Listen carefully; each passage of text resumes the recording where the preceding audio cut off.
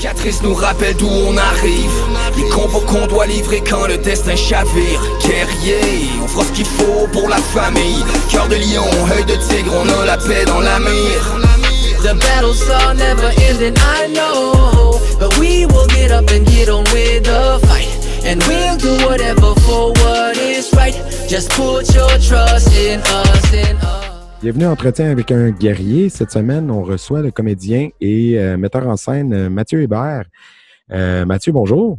Bonjour. Merci de me recevoir. C'est vraiment un petit honneur que vous me faites, les gars. Pour vrai, c'est le fun de pouvoir s'arrêter puis discuter ensemble aujourd'hui. Ben, tant mieux. On est super content de te recevoir. On aimerait ça pour commencer, que tu nous situes un peu d'où tu viens, où tu as grandi, puis à quel moment les arts martiaux sont arrivés dans ta vie? Ouais. En fait, moi, je suis un petit gars de Saint-Joachim-de-Shefford, c'est à côté de Granby, donc Okay. vraiment la campagne, là. Ouais, puis je viens de là où il y a une école, une toute petite école de 60 personnes à cette époque-là, en 86, 90, quand je suis né.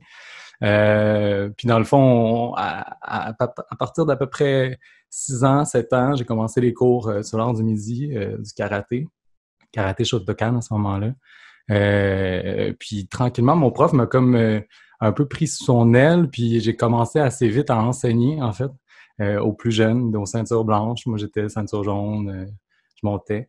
Fait que tranquillement, la passion de l'enseignement, tout transféré, genre mes connaissances ont été assez vite mis en jeu. Puis là, donc c'était Sylvain Lagacé qui était mon sensei à cette époque-là. Vraiment, là, puis un passionné, tout ça, puis ça m'a montré vraiment la discipline, l'organisation, la concentration, ramasser mes émotions, me gérer. Fait que c'est ça. Ça a commencé vraiment là. Moi, je viens de là. Puis un peu plus tard, j'étais allé à l'école secondaire, une école qui est, disons, un peu défavorisée, qui s'abrasse un peu, tu sais.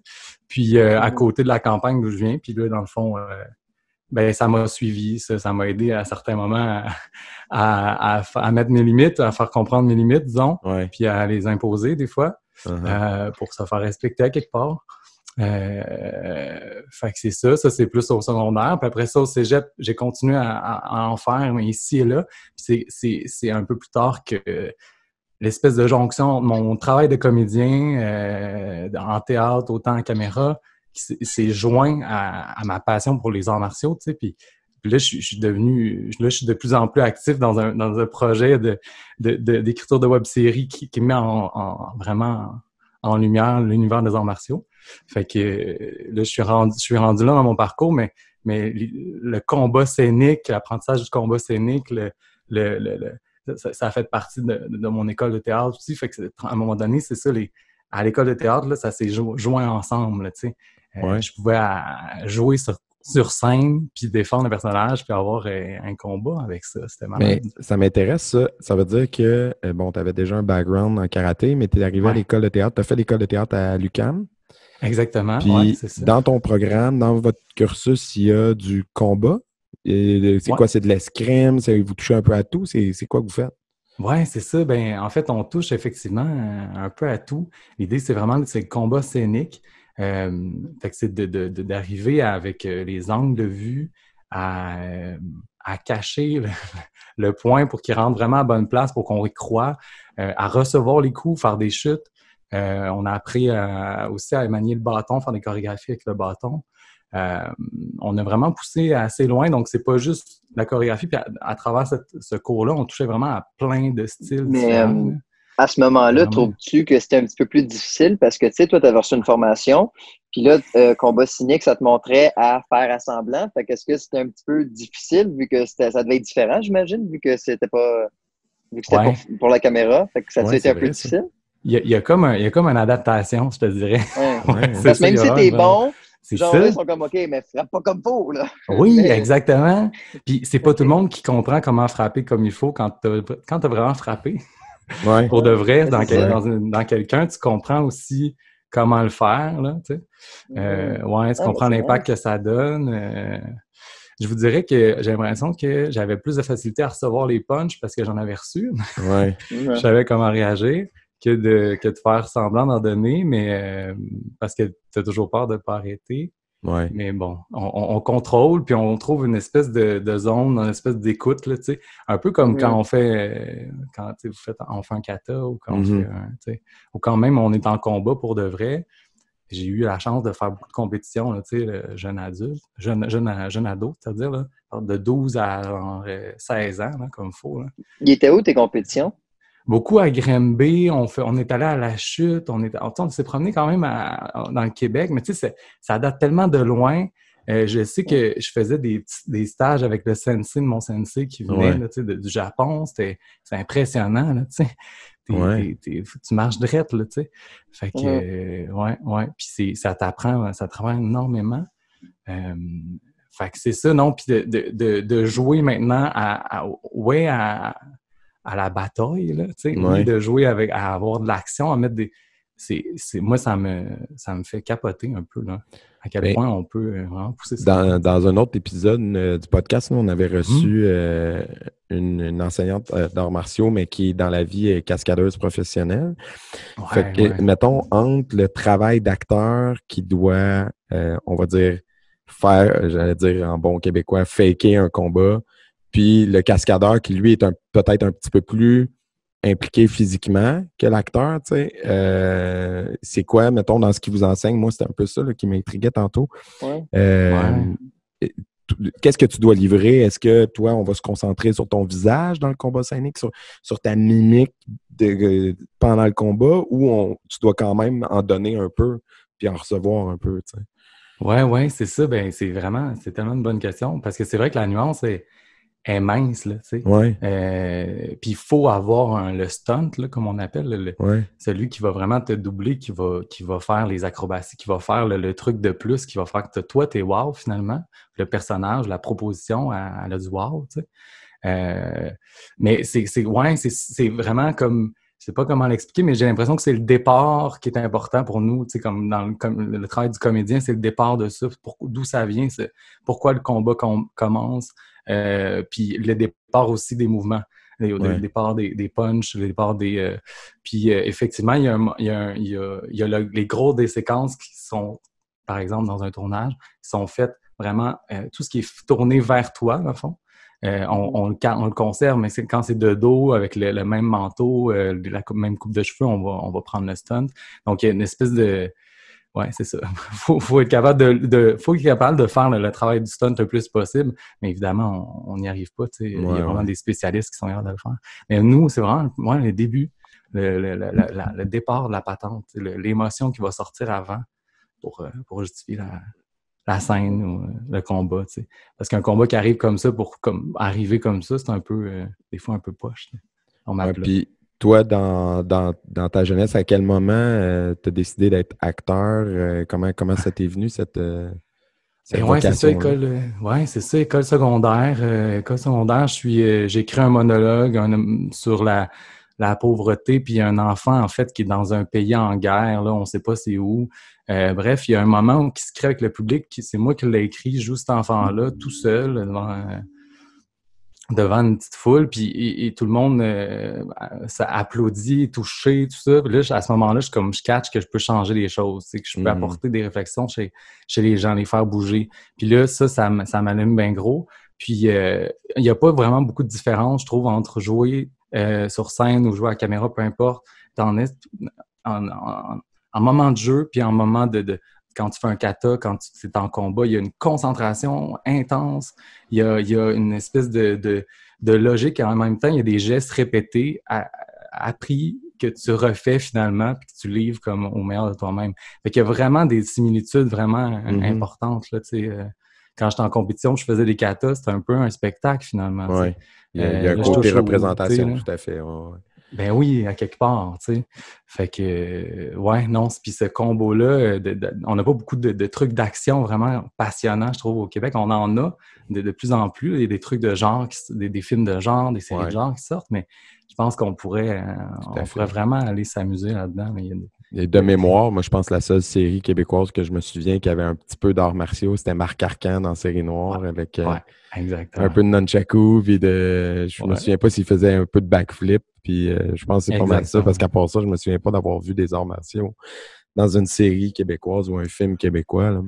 Non, c'est rare, effectivement. Ouais. Ouais, Ou effectivement. sinon, ça se fait tout le temps ridiculiser. Ouais, exact. Ça va être Exact. parodique, là, un peu. Puis, Exact. et, Puis je pense que qu'il y a beaucoup une question de Ah, goût. ben, trois petits Ouais. cochons, Guillaume le Métis-Vierge. C'est vrai. Il est professeur de karaté Ouais. ou professeur de Ouais, taekwondo. ouais. Il nous donne pas, ceci dit, il nous donne pas la meilleure image du monde. Non, Non, effectivement. non. Ouais.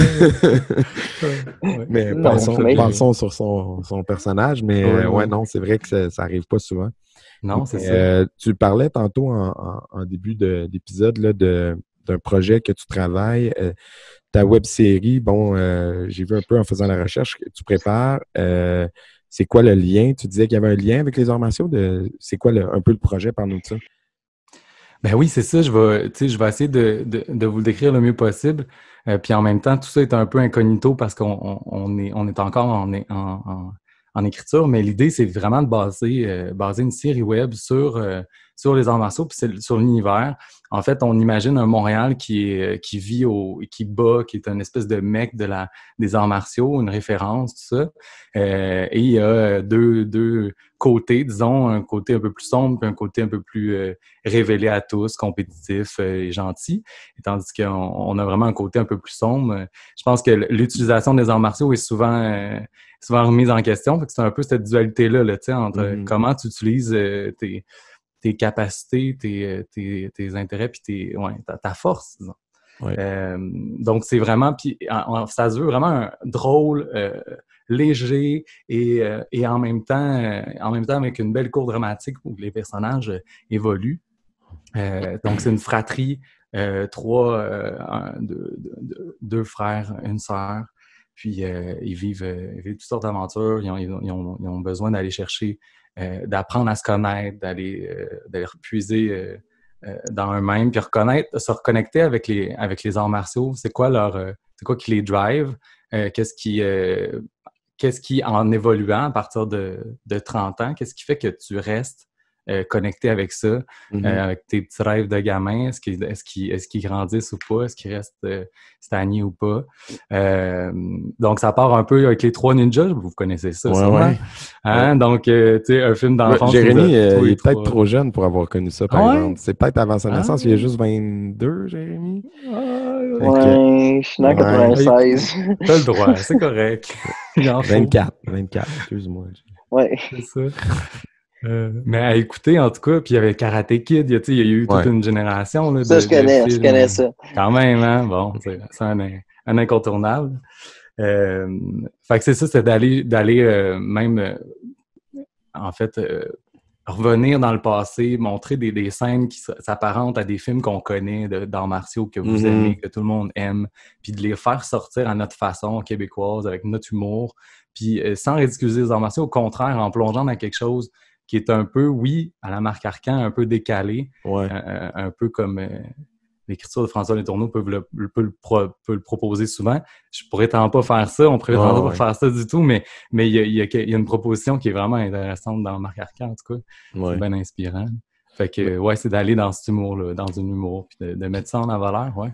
Puis à la base, l'idée de faire une web-série, parce que, tu sais, veux pas, aujourd'hui, l'auditoire est sur le web, tu sais, Netflix, toutes les plateformes de streaming, etc. Mais le format web-série est aussi très populaire en soi. C'est plus comme c'était avant, peut-être une solution de rechange. Ah, je suis un créateur, puis mes projets de long métrage ont été refusés. Fait que je me tourne vers des courts-métrages ou vers des web-séries parce que c'est une solution de rechange. Maintenant, c'est un format en soi. Dans ton cas, c'était un choix ou tu avais un projet plus long puis tu as décidé de le chopper? Comment ça s'est dessiné, ça? Ouais, je pense que c'est un choix dès le départ parce que c'est pour nous, comme première écriture là, vraiment de série, là, c'est notre première fois là, qu'on se lance là-dedans. Fait que, parce qu'on est 3 auteurs dans le fond. Okay. Je pense que pour nous, c'était comme un step assez haut, assez grand pour aller qu'on était capable d'atteindre facilement. Puis je pense qu'on a assez de contenu. Évidemment, quand on tombe dans nos idées, on pourrait faire une grande série, plusieurs saisons à la télé. Mais je pense qu'on gagne en fait à rendre ça simple, short and sweet, là, concentré, droit au but, précis, avec des propositions qui sont franches, tu sais. Le monde a de moins en moins, je pense, de temps à consommer là, devant la télé, tout ça. On veut que ça roule. On est habitué que ça roule aussi, ce qu'on écoute. Donc, qu'il y ait une action, ouais. Fait qu'on on voulait aller vers la web-série pour ça. Puis effectivement, avec tout ce qui se passe, les gens et de plus en plus se retournent vers le web. Fait que oui, pourquoi pas. Puis je pense que c'est comme ça qu'on peut découvrir des nouveaux créateurs. C'est une belle plateforme pour s'essayer, pour se lancer, puis vraiment faire sortir du lot, là. Mais je pense que c'est justement à cause que je pense que c'est justement à cause que le monde sont pressés que le web est autant sollicité. Tu sais, moi le premier, je travaille à des heures pas conventionnelles. Fait que le 6 à 9, je manque toutes les émissions. Fait que j'adore avoir ça sur mon cellulaire avant de manger dans la journée ou comme un podcast quand je pars sur la route. Tu sais, c'est les préenregistrés aussi quand tu pars dans l'avion ou en croisière, peu importe, là, c'est le fun ensemble. Exactement. Je pense que c'est pour ça que c'est. Puis tu sais, moi, j'ai pas de câble chez moi, là. J'ai juste l'Internet, puis c'est parfait. Mais là. ça, écoute, moi, mon plus jeune, là, il y a 4 ans et demi, puis avoir la télé, il a connu ça ailleurs, mais à la maison, depuis qu'il est né, ça n'existe pas. Je pense que dans les nouvelles générations, c'est la norme. On traîne ça avec nous, c'est tout le temps partout avec nous, tu sais, pourquoi pas. Sur ma console, ma TV. C'est ça. Les enfants, quand ils arrivent, en tout cas moi le mien, là, les premières fois qu'ils voyaient des grosses télés, ils essayaient de swiper l'écran, essayaient de passer les choses, parce qu'ils étaient trop habitués aux tablettes et au téléphone. Oh wow! C'est bon ça. Mais c'est sûr que les TV s'en vont là en plus, là. C'est sûr. Oui. Ton kid, il est juste en avance, il est comme, pourquoi c'est lent ça? Oui, c'est ça. C'est lui qui a compris. Tantôt, Mathieu, tu nous as évoqué, je me souviens pas si c'était avant qu'on enregistre, là, donc je fais un retour là-dessus. Tu parlais de Wushu, ou parce que là, le Shotokan, c'était quand tu étais jeune. Là, en ce moment, c'est quoi ta pratique martiale? Oui, tu rendu quel niveau en Shotokan avant? Ah oui, c'est ça. Ceinture brune. Donc, OK, fait quand même longtemps. Là, quand même. Oui, c'est ça. Quand même 7, 8, 9, peut-être plus que ça. Okay. Dans le fond, à la fin, à Shotokan, j'ai accumulé les médailles pour être dans l'équipe du Québec, là. Puis c'est ça. Puis là, ça demandait beaucoup plus d'entraînement, de redoubler d'efforts. Puis je pense que monétairement, on avait certaines restrictions. Mes parents habitaient loin, tout ça, fait qu'ils devaient voyager. Fait qu'il y a eu des choix qui ont été faits. Puis ça, tu sais, mais ça c'est revenu dans ma vie comme là en ce moment, où là, j'ai une famille, tout ça, tranquillement, ça se bâtit. Mais j'ai besoin d'avoir un moment où j'ai un cours par semaine ou 2, où j'ai un moment d'étirement pour moi. Fait que dans le fond, je m'entraîne à l'Institut de Wushu là, de Montréal avec Reine Meunier d'Or. Puis dans le fond, on touche un peu au kickbox, on va toucher au Wushu, on va toucher des fois on fait un peu des formes de Kung Fu. Fait que c'est un prof qui a plusieurs habiletés, plusieurs connaissances, fait qu'il vient nous ramener ça. Le Wushu est rentré dans ma vie par un ami que j'ai connu à l'UQAM, justement, qui m'a fait découvrir ça. On faisait des petits combats pour le fun à la fin avec nos 2 styles différents à la fin des cours de combat scénique, là, tu sais, à l'UQAM. Puis là, tout à coup, je voyais comment lui se débrouillait. Puis là, j'étais curieux qui était beaucoup dans la forme. C'est très bas, il travaille dans les cuisses, mais j'ai tellement mal aux cuisses. Il était souple, là. Très souple, très, il y avait une agilité. Oui, c'est très aérien. Hein. Moi, quand j'ai vu des démos de Wushu, là, c'est très... mais c'est du soft style, c'est de l'équilibre, il y a de la souplesse, tu sais. C'est pas comme du hard style, comme du Kyokushin, là. C'est tellement, c'est l'opposé 100%. C'est ça, on est ailleurs. Puis moi, j'avais une espèce de solidité que j'avais gardée du Shotokan, une espèce de on rentre, on sort, c'est fini. Fait que, écoute, on avait vraiment du fun. Puis là, tout à coup, il a vu que j'étais capable de le challenger. Fait qu'on a commencé à s'entraîner un peu ensemble. Puis c'est lui qui m'a fait découvrir l'Institut. Puis ça. Fait que, en ce moment, là, c'est difficile avec un enfant, un jeune bébé, puis de s'entraîner. Mais je trouve des moments, je sors le chien, je vais dans le parc, je m'étire, je fais je prends des petits moments comme ça, des parenthèses dans ma journée, dans mes semaines, puis je continue à aller au cours là, quand ça se peut. Ouais, non, mais ça, c'est déjà que tu puisses le faire avec en plus une carrière, en plus des enfants, c'est déjà un pas de plus que la majorité des gens qui vont juste faire comme « Ah, ma vie est trop occupée, j'ai pas de temps pour ça. » Exact. Moi, ça serait un peu l'excuse inconcevable. facile à tout le monde. Non, c'est ça, c'est facile de s'asseoir un peu.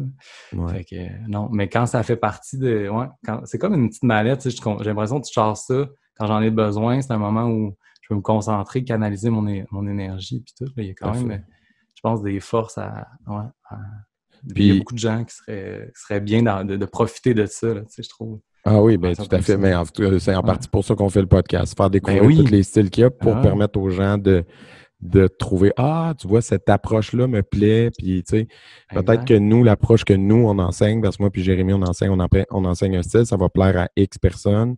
Il y a d'autres gens qui vont se retrouver dans d'autres styles qu'on parle dans le podcast. Fait que c'est ça qui est intéressant. T'sais. Exact. Non, c'est clair. Je me demandais, je connais un peu le milieu, là. Je sais que tu peux pas trop en parler si c'est juste en écriture parce que tu veux pas trop en révéler, mais avez-vous des plans? Avez-vous déjà... sais-tu un peu vers quoi vous en allez? Est-ce que c'est de l'autoprod ou vous voulez approcher des producteurs? C'est quoi un peu votre plan d'attaque pour ta série? Ben oui, parce que c'est tout un plan de match à faire. Ça, c'est incroyable à quel point c'est important de bien jouer ses pions, finalement, dans le fond, de bien d'aller au droit au but aussi. Nous autres, notre idée, ce serait évidemment d'essayer de tourner un petit démo, là, vraiment, pour donner le goût un peu, donner un peu l'idée avec un réal qu'on a déjà approché, donc réalisateur, puis à essayer de voir aussi avec évidemment une petite boîte de prod qui serait intéressant à embarquer dans le projet. Fait que souvent, on peut aller aller chercher les boîtes de prod en ayant un démo qu'on fait évidemment, comme on dit, sur notre bras. Fait que c'est un peu nous qui... puis c'est correct en même temps parce que c'est comme partir une business. Et il y a une prise de risque, mais bon. Fait que c'est ça. Fait qu'on bâtirait peut-être un démo. Évidemment, après ça, c'est d'aller voir les diffuseurs. C'est sûr que Tout.tv, il y en a toutes sortes d'autres. On peut aussi l'autodiffuser. Il y a aussi plus de festivals là, sur les web-séries. C'est vraiment intéressant. Il offre des belles programmations. Il y a vraiment des petits bijoux qui sortent de là. Puis je trouve que la web-série devient vraiment là, un peu brassée des fois, même la série télé ou les films, le cinéma, la façon de tourner ou voir les choses. Fait que, ça a créé des carrières. Là. Julien Lacroix... Exact. C'est que le web qui doit sa carrière. C'est un très bon exemple au Québec, en tout cas. Oui, absolument. Puis c'est l'humour, mais il a fait beaucoup de vidéos, justement, pour se faire connaître. Puis, Exact. Je pense qu'il faut donner, en quelque part, aux gens là, pour que les gens nous redonnent aussi ensuite. C'est pas juste dans un sens. Là. Puis sinon, en ce moment... comédien, t'arrives là c'est fini le confinement là, mais comment t'arrives à tirer ton épingle du jeu en ce moment? Oui, j'ai eu des projets de narration ici et là. C'est sûr que normalement, je suis beaucoup appelé à faire des publicités. Dans le monde de la publicité, il y a beaucoup d'auditions. Puis il y a quand même, quelques pubs par année. Mais c'est quand même un beau milieu parce que justement, je suis toujours en train de travailler où il y a toujours des auditions, des propositions. J'ai fait beaucoup de théâtre en début de carrière. J'étais allé à Avignon, j'étais allé avec les Troyennes, justement. On avait un gros combat en plein milieu du show jusqu'à la fin. Il y avait des beaux moments là, dans ce show-là. Fait que, c'est ça. Fait que j'ai fait beaucoup de théâtre. Puis là, je me suis relancé un peu plus vers la caméra, vers le jeu caméra, le cinéma, tout ça. Puis j'ai envie de développer ça davantage. Je suis en train de creuser de creuser ma route là-dedans, là, vraiment. Fait que, là, je veux refaire un démo. Justement, j'aimerais ça inclure peut-être un combat dedans. Donc, vraiment, d'essayer de renouveler ma garde-robe là, pour me promouvoir. Là, je suis rendu là. Puis d'aller chercher... je pense, des deuxièmes rôles, des troisièmes rôles, des premiers rôles. J'en ai eu quelques-uns, beaucoup de troisième rôles dans les dernières années. Il y a eu des apparitions dans les pays d'en haut, ici et là, dans les émissions qui tournent, mais souvent, ça prend ces années-là pour essayer de pour après ça attraper quelque chose d'un peu plus gros, là. Un plus gros morceau. Il faut être polyvalent dans ce métier-là. C'est clair. Faut être polyvalent. C'est pour ça que j'ai fait un peu de mise en scène, j'ai fait un peu de tout, puis que je continue à essayer d'attraper les opportunités puis de me lancer parce qu'il y a plein de beaux projets qui sortent souvent et à tous les... Le timing est peut-être pas mauvais non plus pour faire un projet de genre, avec arts martiaux, tout ça, avec Netflix qui investit dans la production au Québec. Exact. Être sur une plateforme web, me semble, ça serait... ça pourrait être quelque chose pour vous autres, ça, clairement. Là. Absolument, exactement. Puis on est des beaux créateurs au Québec, c'est quand même... il y a des belles choses qui se font, là, fait qu'il faut valoriser ça, puis que ça se promène à travers le monde. Oui, puis le court-métrage, il y a des créateurs d'ici qui ont beaucoup de talent. Je pense notamment à un gars avec qui j'étais à l'université qui s'appelle Alexandre Dosti.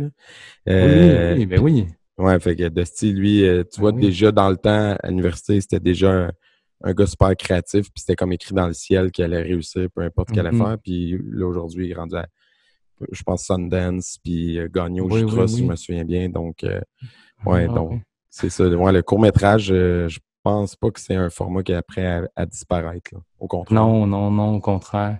Je pense que c'est même là que tu peux te commettre, là, puis vraiment à assumer un style, à assumer une proposition en tant que réalisateur, puis en tant qu'acteur ou peu importe. Tu peux prendre des risques par toi-même aussi parce que, étant donné que le budget est plus petit, c'est plus facile de mettre en place quelque chose. Puis Exactement, tout à fait. Oui. Puis ça prend du temps aussi avant que le milieu, je pense, te fasse confiance, puis te donne un peu les ailes, te fasse oui, c'est bon, tu peux y aller. Un peu comme, j'imagine, de votre côté, quand vous êtes devenu, en devenant professeur, il y a un moment donné où ton prof à toi, il fait, regarde, vas-y, prends les rênes un peu, puis là, maintenant, tu es peut-être même dû pour faire ça tout seul, pour être capable. Fait que, il y a quelque chose là-dedans de similaire. Oui, tout à fait.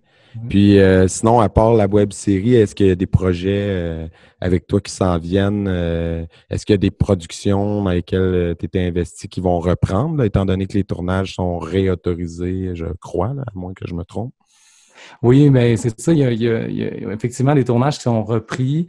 Moi, pour l'instant, j'ai pas de projet là, d'annoncer prochainement. Il y a quelques trucs qui sont dus dans quelques années dans quelques années, mais il n'y a rien de concret dans les prochaines années. Puis en plus, avec le report de toute la COVID, j'ai l'impression que tous ces projets-là vont être reportés encore plus loin.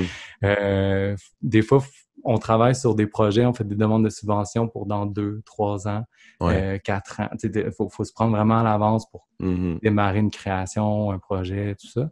Fait qu'en ce moment, c'est vraiment ma concentration pendant le confinement, ça a été vraiment l'écriture de cette série-là. C'est quand même exhaustif. Il faut comme créer une bible de présentation qu'on appelle. Fait que c'est comme vraiment là, avec toutes les descriptions des personnages, en passant par les descriptions de chacun des épisodes, en passant par des références, des articles de journaux. On veut vraiment quelque chose de soutenu. Là, on veut que tu aies pensé à ton affaire, ce qui est tout à fait logique.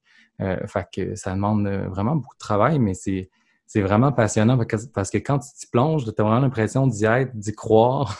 Puis là, tu as vraiment l'impression que cet univers-là que tu es en train de créer existe pour de vrai, tu sais.